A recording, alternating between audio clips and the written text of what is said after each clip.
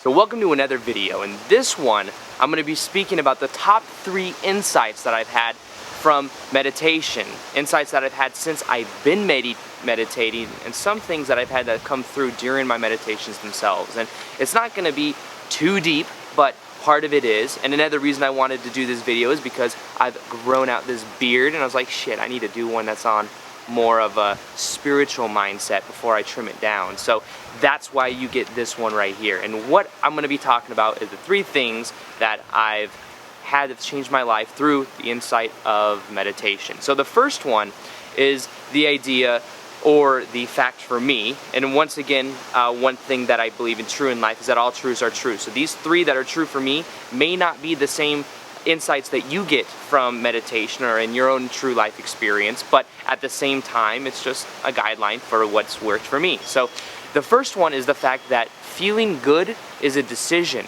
That in this moment right now, you can either allow the pure essence of who you are, the good feeling thoughts to come through you, or you can have caveats as to how you feel. You can resist who you naturally are, which I don't necessarily encourage, but it's something that I've had to go through the experience, the process of, in order to understand what really works for me, and then what doesn't work for me. And what doesn't work for me are these ideas, are these things that we think to be true about ourselves. We think that we need to put certain things into our body to feel good. Now, at some level, this is true with food in general, because food in general is necessary in order to sustain life. So the food that you put is at some level an energy source that you need. So there are some things that you do need externally to make you feel a certain way, but it depends on the intention behind what you're putting into your body. So when a couple years ago, I was finding myself, I would drink a lot and I would smoke a lot. And there's nothing wrong inherently with these, but what I realized was that I was relying on something external of my body in order for me to feel a certain way.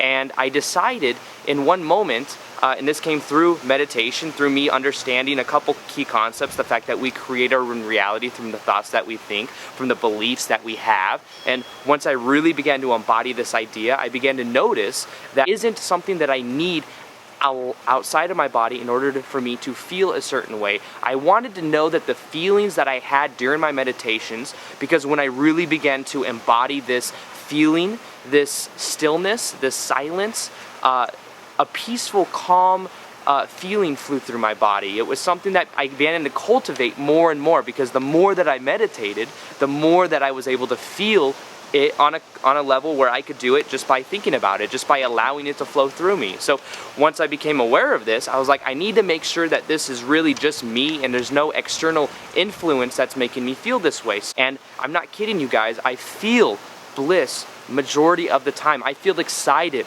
I found my true passion in my life and I'm taking action towards it every day. So I feel this energy inside of me. I wake up excited for my days, and the reason being is because I've went inwards. I found out what I really love to do, and because of that, anything else seems like a distraction to me. So understanding, deciding to feel good has been one of the most impactful, insightful things I've learned from meditation. The second thing that I've learned is that we create our own reality, right? So it's this idea that there's a correlation between the thoughts that we think to the effects that we get out of life. And this is something that I've understood more and more as time goes on, because I think that I'm so tuned to it at this point so that I really see the correlation.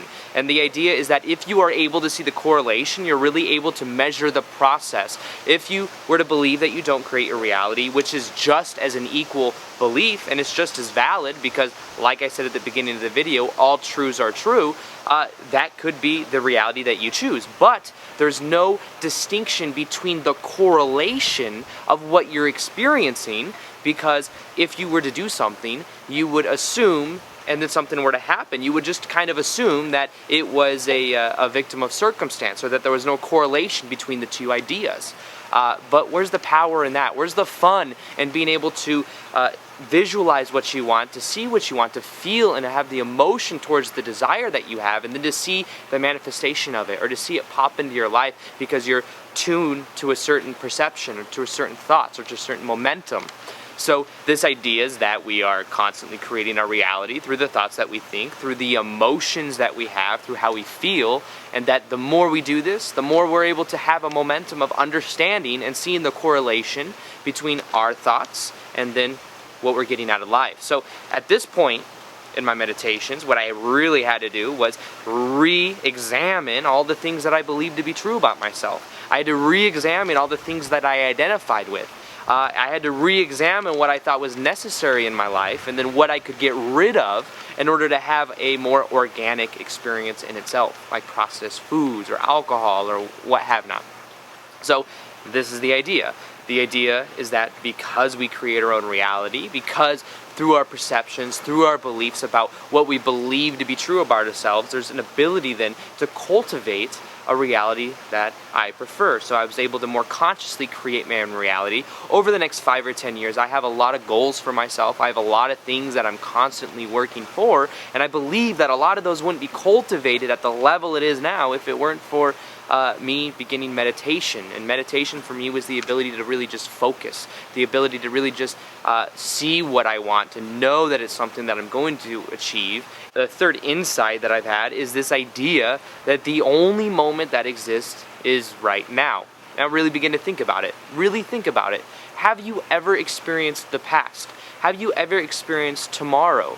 Have you ever experienced yesterday? Now those were ideas, but yesterday it was this moment now, right? Like yesterday you weren't like, hey, it's yesterday. You were like, it's this moment right now. Tomorrow is an idea that we use for convenience, but does it really have any inherent reality? You can either allow the goodness of who you are, allow the energy of who you are to flow through, or you can resist it by having these caveats, these beliefs, by projecting yourself into the past, something you feel guilty about, or into something that you didn't want to happen. Or in this moment, right now, you can project yourself out to the future, wanting something to happen, worrying about something, which is what anxiety is.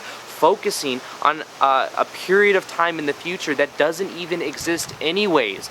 The only moment that exists is this moment right now. And your ability to tap into this moment, to really embody yourself, is what will really give you the leverage in life towards getting what you want in life. Because when you're more present to the moment, you're able to really accomplish a lot more. Because when you're more in the moment, there's something about your energy that really changes. People are drawn to that presence that you can cultivate.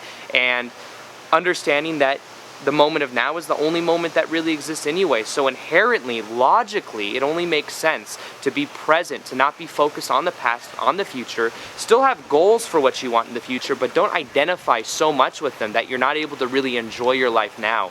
When you enjoy your life, you're really able to then cultivate a better future because you are more present to the moment and you're allowing things to flow rather than resisting the events of life experience. So these are the 3 biggest insights that I've had from meditation. It's stuff that I think a lot of other people, a lot of insights that a lot of other people that meditate have come to the similar type of conclusions. It's stuff that you may find if you start meditating, you may not. Remember, the one truth in life is that all truths are true. So if I believe something, it doesn't mean that it's going to be true for you. And if you believe something, it doesn't mean that it's going to be true for other people. So it's a very empowering thing because it means that we're creating our own reality together because we're connected. So I hope you guys enjoyed.